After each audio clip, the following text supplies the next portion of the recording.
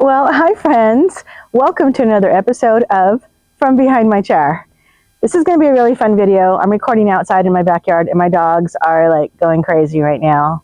So if you hear any panting in the background or barking or sudden movement, it's because they're right here just wanting to be a part of today's video.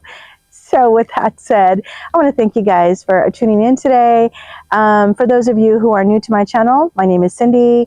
40 years experience in the beauty industry and a whole lot of stories that I'd love to share with you guys.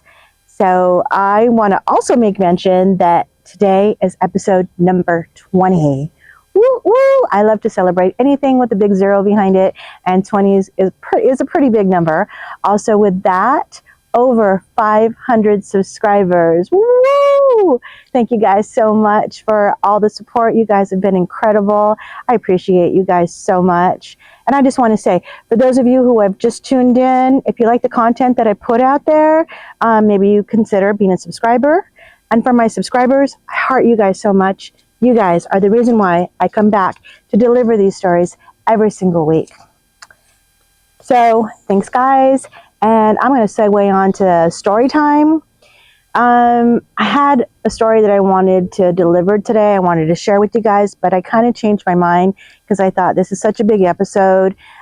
Maybe I would go back and tell you guys how I ended up in this industry, which I think I was probably born this way. I was probably born to be in this type of industry because I've always been fascinated with just like beauty and hair and fashion and just also transformation. Like my grandmother back in the I would say like 80s or even 70s, she always looked fabulous and her hair was always right on point.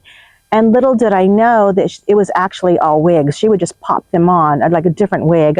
I ended up in her closet one day, and it was terrifying as a young girl to see all these like mannequin heads with all this hair on it that was my grandmother's hair. So I think that started my love and my fascination for hair.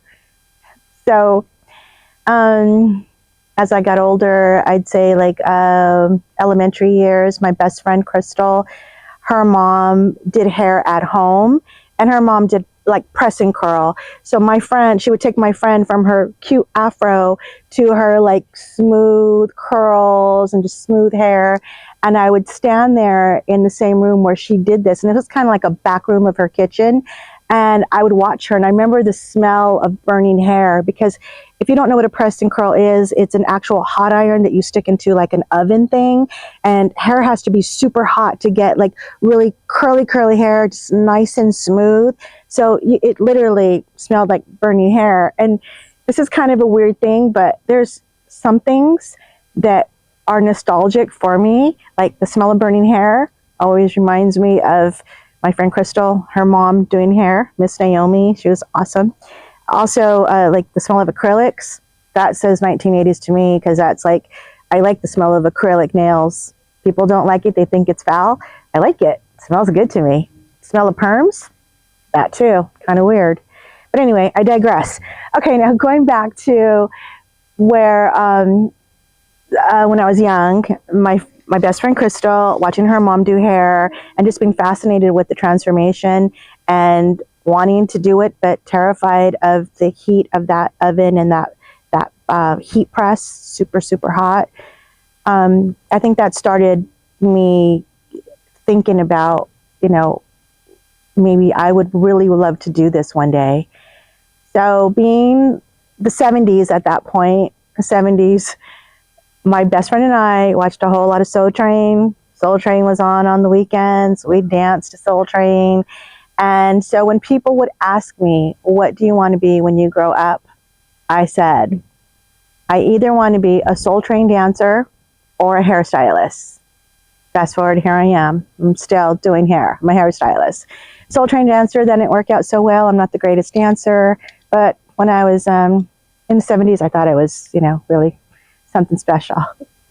So as we got older, my friend Crystal moved away, and I had decided at the age of 17 that I was going to graduate early and go on to beauty school. much to my parents' disappointment because they wanted me to go to nursing school or to be a teacher like my mother. I forged paperwork and I started beauty school. And the very first day in my freshman class was no other than my long-lost best friend, Crystal. Ironically, she ended up in my same class. Her and I had lost touch with each other for about 10 years.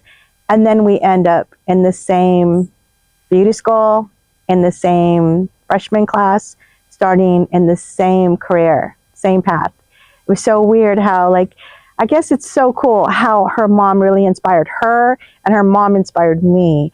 And that's how I ended up starting in this industry. So from there, I've been very fortunate. I have been really, I've been guided by a lot of people. A lot of people they saw my my interest, my passion. And so I had a lot of people that wanted to mentor me and to propel me to the next level. So when I was in beauty school, I got a lot of the instructors sent a lot of the cuts to me. They're like, oh, Cindy, she's really great. So I'm really feeling really, like accomplished and really great. Like I really learned so much. So after school, after I graduated school, your choice is to either go on and assist someone who's going to really teach you how to work with people, how to advance your skills. But I thought I didn't need that. I thought that I did well on my own. So I went on and I got a job working as a commission stylist in a salon. Actually, I worked in 2 commission salons and I was okay, but really not as great as I thought I was. I really did struggle. So I ended up finding a mentor, training with my mentors, and been given incredible opportunities in this industry to do a lot of different things. I haven't just stood behind my chair the whole 40 years. I've been an educator. I've worked for large hair care companies. I've given classes not only on the platform in big forums like hair shows. I've also given classes locally in local hair salons. I've mentored many a young stylists. And now I'm here and I sit here and I share my stories. I still do hair. I'm in the shop 2 days a week and I still love what I do. And I love the people that I work with. They're so incredible. I work with such incredible talent and I am just truly in awe of being able to have lasted in this amazingly beautiful industry. And did I also add that most people that start off in this industry, the percentage of them lasting in this career and actually making it a true career is very, very slim. The numbers are very, very small because it's really hard. You have to deal with people all day long and you have to know how to communicate. Communication is super, super big in this industry.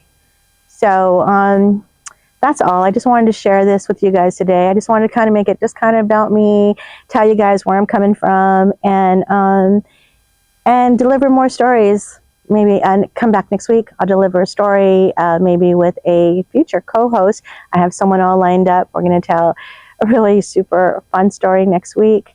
And I just want to thank you guys for tuning in today in this most beautiful, Labor Day weekend. So beautiful out here. Oh my gosh. Okay, I'm rambling. All right, guys, have a fabulous week. Love you guys. And don't forget, I have to say, someone told me that I need to say, we have an appointment every week. So come back next week. Don't miss your appointment. And I will see you guys next week. You have a great one. Bye-bye.